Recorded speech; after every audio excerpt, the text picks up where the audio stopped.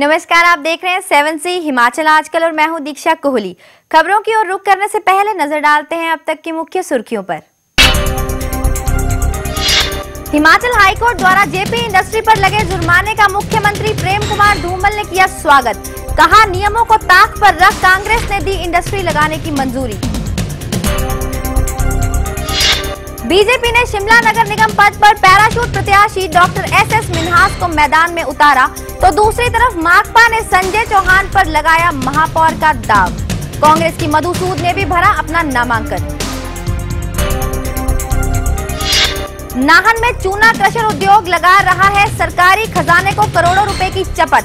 ट्रकों में निर्धारित मात्रा से ज्यादा चूना पत्थर जा रहा है सूबे से बाहर। रेत बजरी भी चोरी छिपे बेची जा रही है।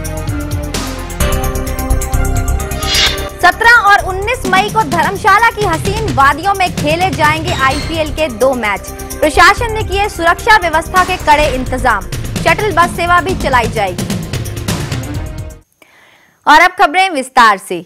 हिमाचल हाईकोर्ट की तरफ से लगाए गए जुर्माने का मुख्यमंत्री प्रेम कुमार धूमल ने स्वागत किया है। उन्होंने शिमला में कहा कि इस सब के लिए कांग्रेस सरकार दोषी है।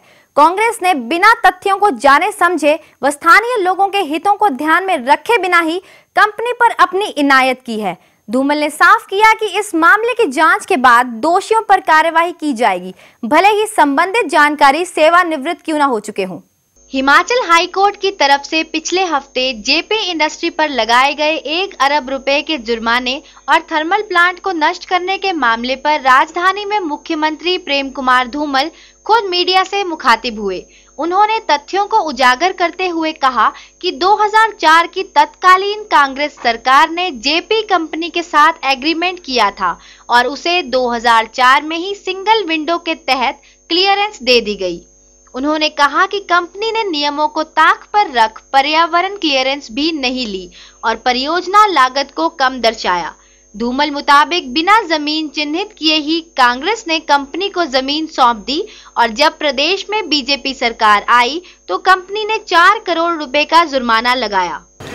8 अप्रैल 2004 को जब कांग्रेस सत्ता में थी तो जेपी वालों ने सीमेंट प्लांट के लिए भूमि के लिए अप्लाई किया।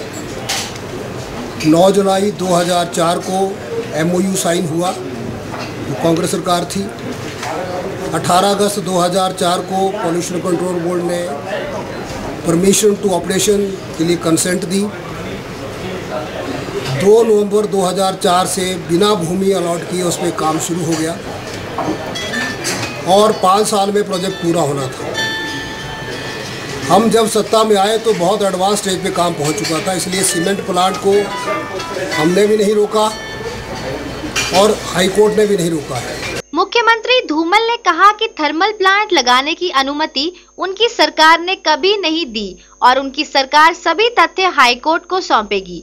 धूमल मुताबिक इस मामले में लिप्त अधिकारियों पर जांच के बाद कार्यवाही की जाएगी और प्रदेश में लगे दूसरे प्लांटों की भी सरकार समीक्षा करेगी। कोर्ट ने जो ऑर्डर दिया है उसकी इम्प्लीमेंटेशन देखना चाहेगी, जो ऑर्डर इम्प्लीमेंट हो और उसके अलावा अगर कुछ आवश्यकता होगी तो विचार करेंगे। कोई आवश्यकता ध्यान में ऐसी बात आएगी तो देखेंगे। उसके बारे में कोर्ट ने फाइल लगा दिया है, विजिलेंस को इंक्वायरी का ऑर्डर दे दिया है।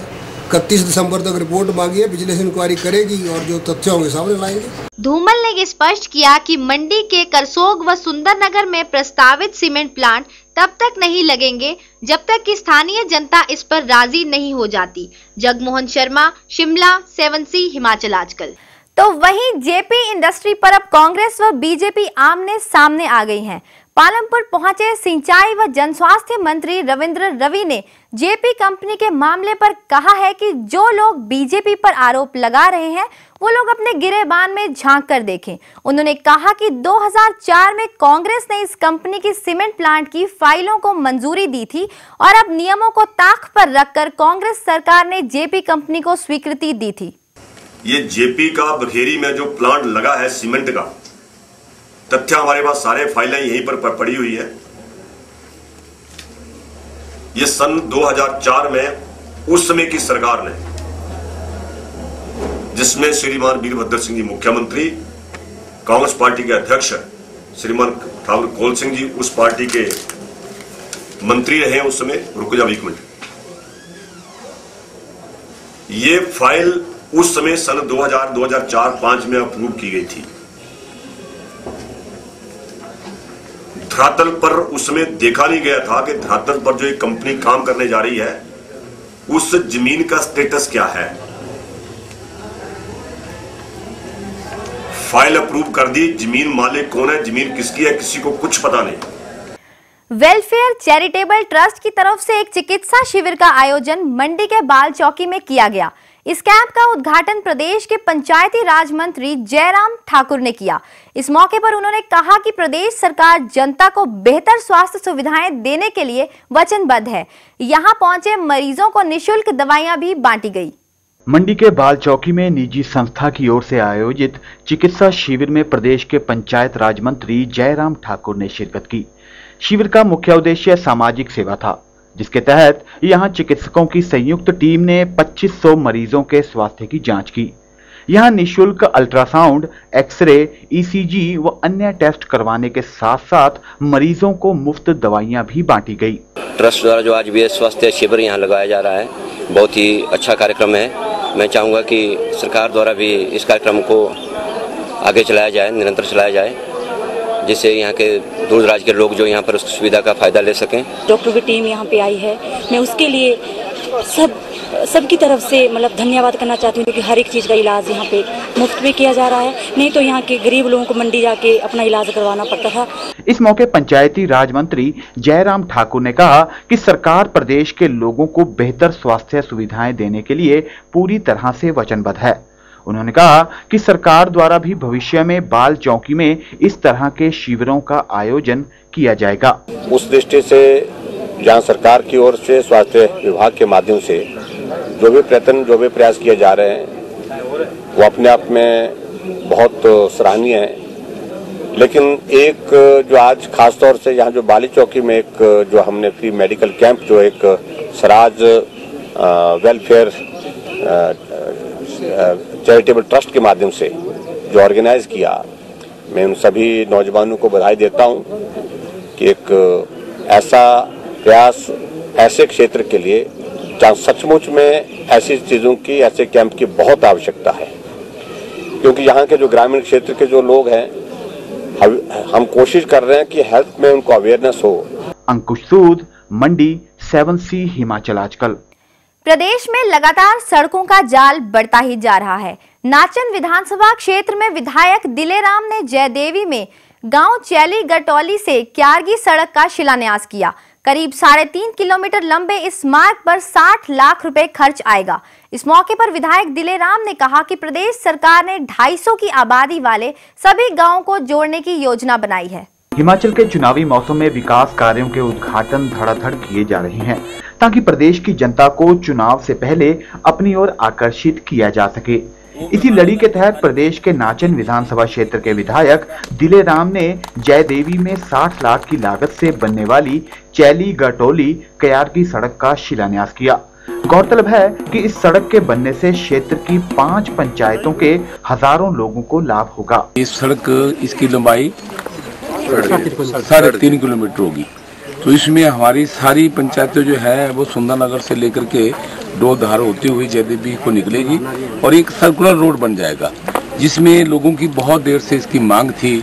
और इसमें हमारे सारे जो विभाग के लोग हैं, एक्शन साहब हैं हमारे कपूर जी और दूसरे लोग लगे हुए हैं, और ये जल्दी इस कार्य को पूरा करेंगे। और इसमें सबसे बड़ी देर से लोगों की मांग थी, अभी हमने इस बारे में सोचा और सरकार से माननीय धूमल जी से पैसा लिया और इस काम का शुभारंभ कर दिया, तो बड़ी जल्दी ये सारा रोड जो है कंप्लीट हो जाएगा। इस मौके विधायक ने कहा कि भाजपा सरकार ने अपने 4 साल के कार्यकाल में पूरे प्रदेश में सड़कों का जाल बिछाया है। उन्होंने कहा कि सरकार की 250 जनसंख्या वाले प्रदेश के सभी गांवों को जोड़ने की योजना है। नितिन शर्मा, सुंदरनगर, 7C हिमाचल आजकल। अपनी विभिन्न मांगों को लेकर शिमला के उपायुक्त कार्यालय के बाहर पेंशनरों ने धरना प्रदर्शन किया। इनकी मांग है कि पंजाब की तर्ज पर 65 साल से 75 साल तक की उम्र पूरी करने वाले पेंशन धारकों की पेंशन में 5 से लेकर 15% तक बढ़ोतरी की जाए और इसी के साथ भत्ते पंजाब स्तर के दिए जाएं।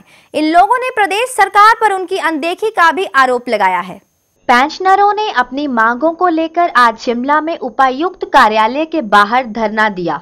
प्रदेश के पेंशनर पिछले काफी अरसे से पंजाब की तर्ज पर 65 साल से 75 साल की आयु पूरा करने पर पेंशन में 5 से 15% तक बढ़ोतरी करने, मूल पेंशन के आधार पर LTC देने, 500 रुपए का फिक्स मेडिकल भत्ता देने, परिवहन निगम व बिजली बोर्ड के पेंशनरों का बकाया, एरियर व अन्य भत्ते देने की मांग कर रहे हैं। पेंशनरों ने आरोप लगाया कि सरकार पिछले कई सालों से उनके साथ धोखा कर रही है। सरकार हर बार उनकी मांगों के संबंध में आश्वासन दे रही है, लेकिन आज तक इनको पूरा नहीं किया गया। डिस्ट्रिक्ट वाइज हमारे धरने चल रहे हैं। इनका मुख्य मुद्दा है सरकार को जरा हम जगा दें। हमारे मुद्दे सिर्फ 2 हैं। पहला मुद्दा है कि पंजाब आधार पर जो हमको पेंशनरी लाभ जो 89 से उन्होंने रोके हुए हैं, इस वायदे को निभाएं और पंजाब आधार पर जो हमारे आर्थिक लाभ हैं हिमाचल पेंशन के, वो हमको दें। हम चैन से नहीं बैठ सकते। अभी हम इनको जगा रहे हैं। अगर ये पहला चरण जो है ये 11 जून को ये ऊना में समाप्त होगा। अगर दूसरे चरण की बारी आई तो ऊना में ही अनाउंसमेंट होगी और उसमें हम क्या करते हैं ये सरकार देख ले। ये सरकार अंदाजा लगा सकती है, क्योंकि भूखा आदमी आखिर कब तक भूखा रह सकता है। Bureau report Shimla, 7C Himachal आजकल। लोक निर्माण विभाग के मजदूरों ने पधर में एक बैठक कर मेडिकल बिल, भविष्य निधि सहित दूसरे देय भत्तों के न मिलने से भारी रोष व्यक्त किया है। मजदूरों ने विभाग के अधिकारियों पर सरकारी आदेशों की अवहेलना के आरोप लगाए हैं। मजदूरों ने चेताया कि अगर उनके बनते बिलों व भत्तों का भुगतान जल्द न किया गया तो वे आंदोलन का रास्ता अख्तियार करेंगे। लोक निर्माण विभाग के कमांद, पंडोह, पनारसा व पधर उपमंडल के मजदूरों ने मेडिकल बिलों व अन्य भत्ते न देने के विरोध में पधर में एक रैली निकाली। मजदूरों ने लोक निर्माण विभाग के अधिकारियों पर सरकार के आदेशों को दरकिनार करने व उनको प्रताड़ित करने के आरोप लगाए। मजदूरों का कहना है कि GPF ना मिलने के कारण उनको कई जरूरी घरेलू कार्यों को करवाने में परेशानी आ रही है। इंटक के जिला अध्यक्ष YP कपूर ने कहा कि अधिकारी कर्मचारियों का शोषण कर रहे हैं। हमारी जो लड़ाई है, ये एक्शन जो चौहान है, मिस्टर चौहान, उनकी इतनी शिकायतें हैं और हमारी मांग है इस सरकार से कि ऐसे अधिकारी को ऐसी सीटों पे ना लगाया जाए जिसमें पब्लिक डीलिंग हो। इनको कहीं ड्राइंग या कोई डिवीजन है वहां इनकी तबादला किया जाए और ये वर्किंग एक्शन फील्ड में नहीं होने चाहिए ऐसे लोग जो अपने कर्मचारियों को तंग करते हो। गौरतलब है कि समय समय पर अधिकारियों पर कर्मचारियों का शोषण करने के आरोप लगते रहे हैं, लेकिन कब तक यह शोषण होता रहेगा? जरूरत है प्रशासन को कठोर फैसले लेने की, जिससे इन कर्मचारियों का शोषण ना हो सके। कृष्ण भोज, पधर, 7C हिमाचल आजकल। 7C हिमाचल आजकल में खबरों का सिलसिला जारी है। फिलहाल वक्त हो चला एक छोटे से ब्रेक का। ब्रेक के बाद आएंगे तो आपको बताएंगे कि कैसे लग रहा है सरकारी खजाने पर चूना। आप बने रहिए 7C हिमाचल आजकल के साथ।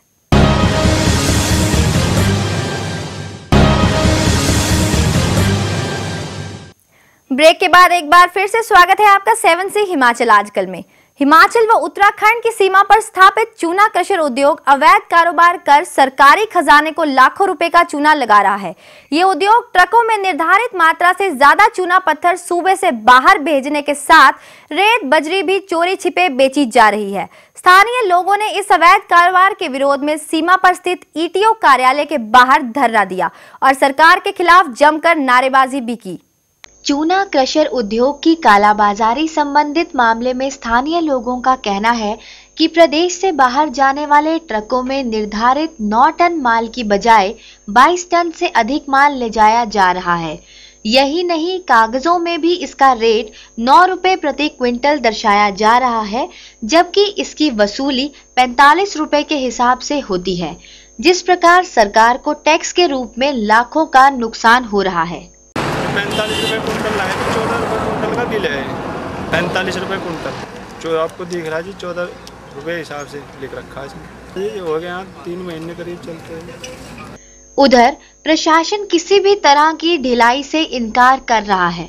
अधिकारियों का कहना है कि समय समय पर ट्रकों की चेकिंग कर नियमों का उल्लंघन करने वालों पर कार्रवाई की जा रही है। हमारी महत्वपूर्ण समस्या ये है कि जो हिमाचल से रेत बजरी रोड़ी पत्थर लाते हैं उसमें हिमाचल क्रशर ओनर मालगाड़ी में 20 से 22 टन भरवाता है, लेकिन बिल 9 टन का देता है। उस 9 टन के बिल में भी धोखा है। वो हमें जो बिलिंग करता है 14 रुपये टन की करता है, 14 रुपये क्विंटल की करता है, और जो हमसे पैसे लेता है वो 45 रुपये क्विंटल के लेता है। इससे वो हिमाचल एक्साइज को टैक्स की चोरी भी कर रहा है, माइनिंग की चोरी कर रहा है, और उत्तराखंड को टैक्स में भी उत्तराखंड सरकार को भी लगभग एक गाड़ी पे 300 से 400 रुपये का नुकसान हो रहा है। हमारे प्रदेश को लगभग 40 से 50 हज़ार रुपये रोज का खाली कुलाल चेक पोस्ट का नुकसान है टैक्स की चोरी का। इस हेराफेरी की बिलिंग में हिमाचल गवर्नमेंट को, मेरा अनुमान है, इसका जस्ट 2.5 गुना नुकसान है। हिमाचल गवर्नमेंट को इन क्रेशरों की वजह से लगभग 1 से 1.5 लाख रुपये पर डे का टैक्स का नुकसान है। हम तो समझ में नहीं आता कि हिमाचल सरकार इसके प्रति क्यों लापरवाह है। ये जो 50 लाख रुपए महीने का प्रति माह का नुकसान हिमाचल सरकार को रेत बजरी के टैक्स की चोरी के रूप में हो रहा है, समझ में नहीं आता हिमाचल सरकार के आला अधिकारी शामिल हैं या हिमाचल सरकार के सरकार सत्ता में बैठे लोग शामिल हैं। प्रदेश की सीमा पर बहुमूल्य प्राकृतिक संपदा की हो रही इस लूट पर यदि रोक लगाई जाए तो इससे सरकार की आमदनी में काफी बढ़ोतरी होगी। सतीश शर्मा, नाहन, 7C हिमाचल आजकल। राष्ट्रीय सब जूनियर कुश्ती प्रतियोगिता 11 से 13 मई के बीच में नालागढ़ में आयोजित होने जा रही है। इस मुकाबले में देश भर के करीब 900 खिलाड़ी भाग ले रहे हैं। इस प्रतियोगिता का उद्घाटन 11 मई को सांसद अनुराग ठाकुर करेंगे, जबकि समापन अवसर पर मुख्यमंत्री प्रेम कुमार धूमल मुख्य अतिथि के तौर पर शामिल होंगे। हिमाचल रेसलिंग एसोसिएशन व स्थानीय प्रशासन ने प्रतियोगिता से संबंधित पूरे इंतजाम कर लिए हैं। इसके साथ ही सोलन के नालागढ़ में 11 मई से शुरू हो रही राष्ट्रीय सब जूनियर कुश्ती प्रतियोगिता में देश भर के करीब 900 खिलाड़ी पहुंच रहे हैं, जिनके लिए प्रशासन ने पूरी व्यवस्था कर दी है। आयोजकों का कहना है कि ऐसा पहला मौका है जब कुश्ती से जुड़ी महान हस्तियां नालागढ़ में नजर आएंगी। ये चैंपियनशिप में जो ये नालागढ़ सब जूनियर करवाई जा रही है, इसमें रेसलिंग से रिलेटिव बहुत बड़ी बड़ी हस्तियां आ रही हैं जो हमारे देश की शान रहे हैं। जब से ये ओलंपिक गेम शुरू हुए हैं तब से वो जितने भी अर्जुन अवार्डी हैं वो ज़रूर हमारे हिमाचल में और नालागढ़ में आ रहे हैं। हम उनका बहुत जितनी चैंपियनशिप का वो कर रहे हैं उतना ही स्वागत उनका करने जा रहे हैं, क्योंकि हिमाचल में इतने दर्शनीय जो लोग हैं और रेसलिंग से रिलेटिव उनका सबका हम स्वागत करने जा रहे हैं और अच्छा ये प्रोग्राम करेंगे। सब जूनियर नेशनल चैंपियनशिप जो यहाँ पे होने जा रही है। नालागढ़ से ब्यूरो रिपोर्ट, 7C हिमाचल आजकल। क्रिकेट के 2020 मुकाबले के तहत देश भर में चल रही इंडियन प्रीमियर लीग सीजन 5 के 2 मुकाबले धर्मशाला के क्रिकेट ग्राउंड में भी होंगे। ये मुकाबले 17 और 19 मई को खेले जाएंगे।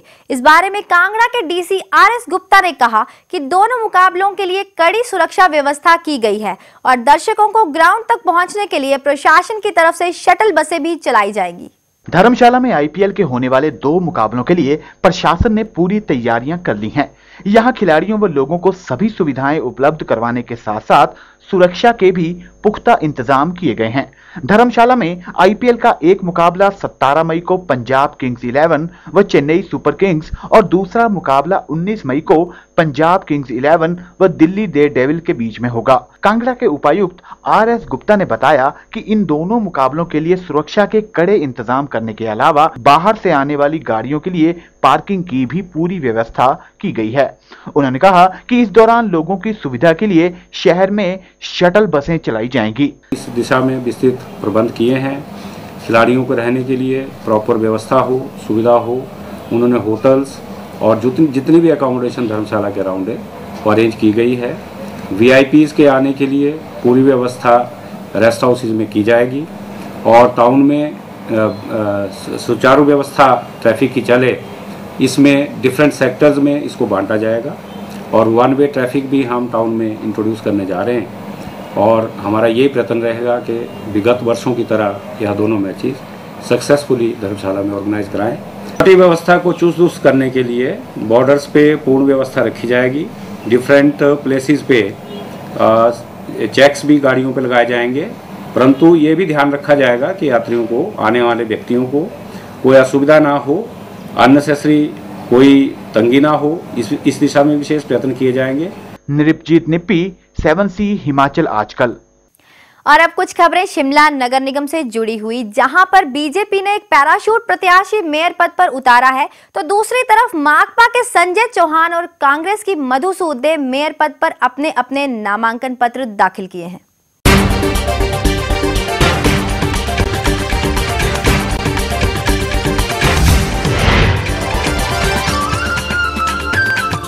बीजेपी ने शिमला नगर निगम चुनाव में मेयर व डिप्टी मेयर पद के लिए नए चेहरों पर दांव खेला है। मेयर पद पर आईजेएमसी से सेवानिवृत्त हुए डॉक्टर एसएस मिन्हास पर पार्टी ने दांव खेला है। मेयर पद के प्रत्याशी की घोषणा के साथ ही बीजेपी में महापौर पद की दावेदारी करने वाले पार्टी के कई वरिष्ठ नेताओं के अरमानों पर भी पानी फिर गया है। डिप्टी मेयर के लिए भाजपा ने पूर्व पार्षद भानु चौहान पर भरोसा जताया है। भाजपा ने जैसे ही मेयर पद के लिए डॉक्टर एसएस मिन्हास के नाम की घोषणा की, वैसे ही मेयर पद की दौड़ में शामिल नेताओं के चेहरों पर मायूसी छा गई। दबी जुबान से भाजपा के कई नेता डॉक्टर मिन्हास की पार्टी में सदस्यता को लेकर भी सवाल उठाने लगे हैं। मुख्यमंत्री के सरकारी आवास ओक ओवर में चली मैराथन बैठक में मेयर पद के लिए डॉक्टर एसएस मिन्हास व डिप्टी मेयर पद के लिए पूर्व पार्षद भानु चौहान के नाम पर अंतिम फैसला लिया गया। बैठक में मुख्यमंत्री प्रेम कुमार धूमल, भाजपा प्रदेश अध्यक्ष सतपाल सत्ती, शहर के विधायक सुरेश भारद्वाज सहित पार्टी के कई वरिष्ठ नेता मौजूद थे। अच्छा प्रभाव रहेगा। लोग ये भी चाहते हैं कि मेयर भी निष्पक्ष ढंग से काम करने वाला हो, सबकी सेवा करने वाला। तो डॉक्टर से ज्यादा निष्पक्ष तो कोई हो नहीं सकता ना। योग्य है, सामाजिक कार्यों से जुड़े हुए हैं, और जितने लोग मुझे मिले हैं, आज मेरे भी हम आप ये कार्यक्रम में इकट्ठे थे, वहां भी जो लोग मिले उन्होंने भी बहुत स्वागत किया कि बहुत अच्छा किया, लीग से हटकर आपने बहुत अच्छा उम्मीदवार दिया है। भाजपा ने नगर निगम चुनाव में दोनों उच्च पदों पर नए चेहरों को उतारा है। अब देखना यह है कि इस चुनाव में भाजपा को कितना फायदा होता है।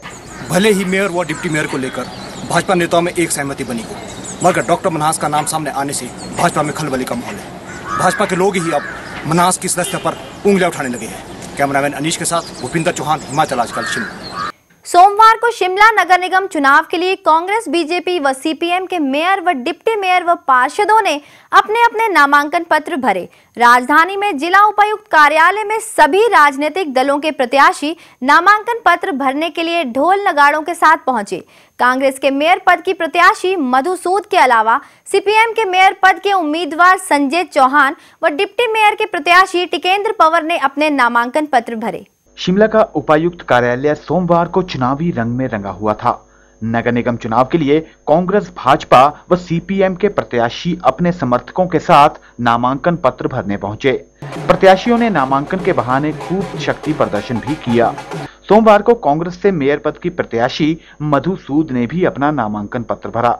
इसके अलावा माकपा से मेयर पद का चुनाव लड़ रहे संजय चौहान व डिप्टी मेयर पद के लिए टिकेंद्र पंवर ने अपना नामांकन पत्र भरा। पार्टी के सभी नेताओं का सबका धन्यवाद करना चाहूँगी और मैं इसमें पूरी जीत इनको हासिल करके हम लेके आएंगे, मैं इसका पूरा विश्वास दिलाती हूँ। और जो काम जैसे अभी हम 2.5 साल से मेयर थे, तो जो काम अधूरे रह गए हैं, काफ़ी काम जो लोगों की सुविधाओं के हैं, वो सब हमने सोचा है इस बार इस टर्म में अगर हमें मौका मिला, जनता हमको सहयोग देगी, हमें जिता के लाएगी, तो हम जरूर उनको पूरा करेंगे। अगली जो नगर निगम होगी पूर्ण बहुमत से महापौर, उप महापौर और पूर्ण बहुमत जो है वो सीपीआईएम का जो होगा, और जनता की सेवा के लिए जो है सीपीआईएम को जनता जो है इस बार मौका प्रदान करेगी। आप पूरे 25 वार्डों में इलेक्शन डेफिनेटली हमने कहा है कि जो जनता की जो एक आवाज कांग्रेस और भाजपा का विकल्प एक लंबे अरसे से जो जनता मांग कर रही थी, वो सीपीआईएम शिमला शहर के अंदर है,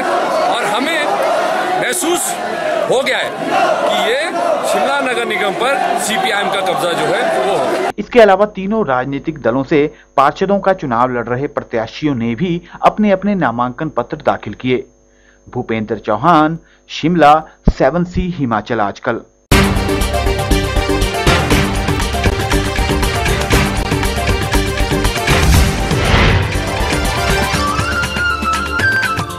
फिलहाल फिलहाल इस बुलेटिन में बस इतना ही। हिमाचल प्रदेश की ताजा तरीन खबरों को देखने के लिए रोज देखते रहिए 7C हिमाचल आजकल। फिलहाल मुझे यानी कि दीक्षा कोहली को दीजिए इजाजत। आप बने रहिए 7C के साथ। नमस्कार।